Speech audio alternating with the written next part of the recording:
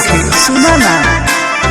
देसी भतार बावे देसी फॉर्मूला साया साड़ी नाच देला झूला लालका से हालका चिलैनी धरेला पिया खोइनी खाके डाले तबे चैनी धरेला पिया खोइनी खाके डाले तबे चैनी धरेला पिया खोइनी खाके डाले तबे चैनी धरेला पिया खोइनी खाके डाले तबे चैनी धरेला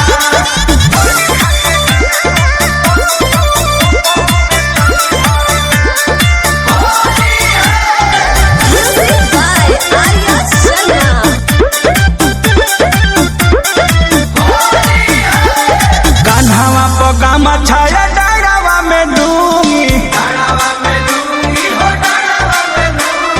डाली डाली हमके धरा दे लगूंगी सखी कान्हावा पगामा छाया डाड़ावा में डूंगी डाली डाली हमके धरा दे लगूंगी पेट नहीं भरे हुई धरेला पिया खोइनी खाके डाले तबे चैनी धरेला पिया खोइनी खाके डाले तबे चैनी धरेला पिया खोइनी खाके डाले तबे चैनी धरेला पिया खोइनी खाके डाले तबे चैनी धरेला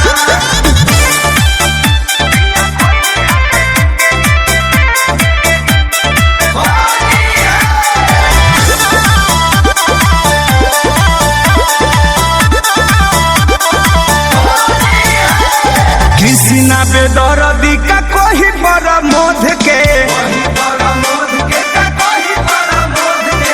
ऐसन डाल तार पंकज पिया शोध के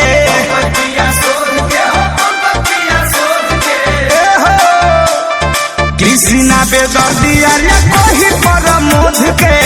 ऐसन डाल तार पंकज शोध के थाक जल मन लड़ुनी धरेला पिया खोइनी खाके डाले तबे चैनी धरेला पिया खोइनी खाके डाले तबे चैनी धरेला पिया खोइनी खाके डाले तबे चैनी धरेला पिया खोइनी खाके डाले तबे चैनी धरेला देसी भतार बावे देसी फॉर्मूला साया साड़ी नाच देला झूला लालका से हालका चिलैनी धरेला पिया खोइनी खाके डाले तबे चैनी धरेला पिया खोइनी खाके डाले तबे चैनी धरेला पिया खोइनी खाके डाले तबे चैनी धरेला